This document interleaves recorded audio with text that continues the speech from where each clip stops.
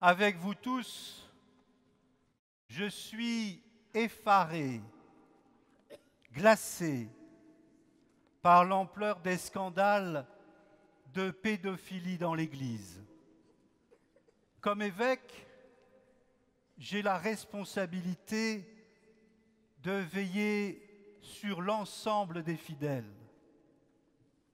Depuis 6 ans que je suis votre pasteur, j'ai eu à plusieurs reprises la douloureuse mission d'écouter des victimes d'abus sexuels ou d'abus de pouvoir sur des personnes fragiles.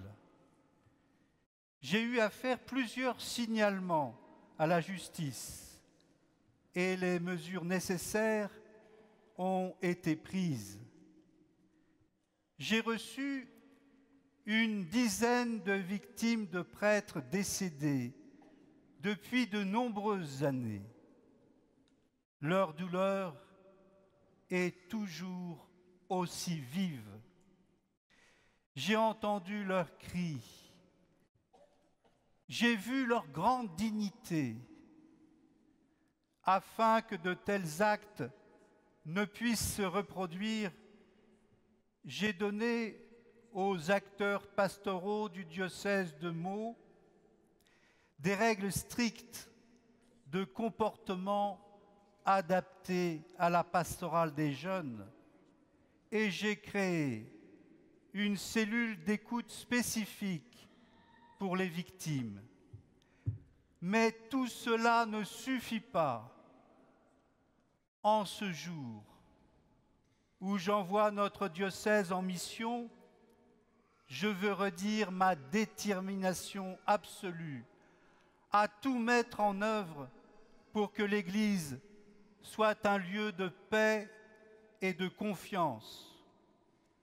Je souhaite qu'au cours de toutes les messes du week-end des 13 et 14 octobre, on prie pour les victimes de ces abus. Je souhaite aussi, ce matin, nous mettre devant la miséricorde du Seigneur et demander pardon pour tous nos silences et tout ce que nous n'avons pas fait pour éviter ces crimes.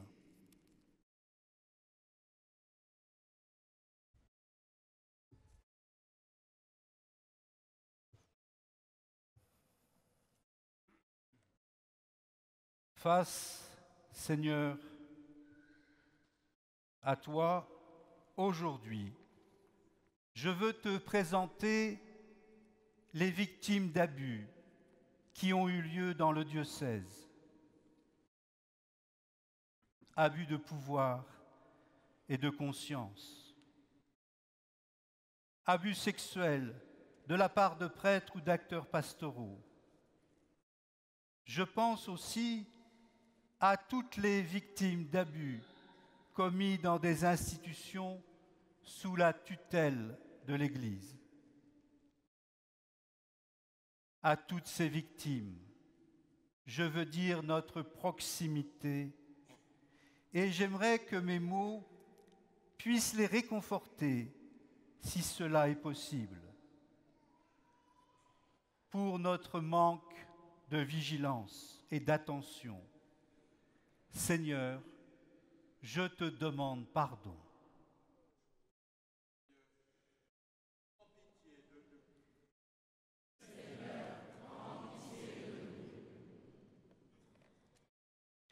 Bien des fois, nous n'avons pas su exprimer notre compassion aux victimes et nous ne nous sommes pas engagés dans la recherche de la justice et de la vérité.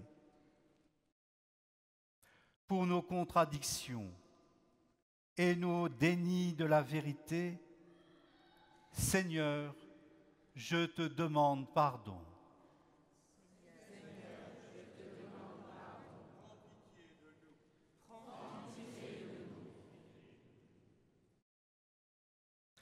Enfin, je voudrais te présenter toutes les autres victimes, les parents de ces jeunes, leurs frères et sœurs, leurs amis, et souvent, des années plus tard, leurs conjoints et leurs enfants. Un trop grand nombre s'est éloigné de toi à cause de notre aveuglement. Pour cet aveuglement, Seigneur, je te demande pardon.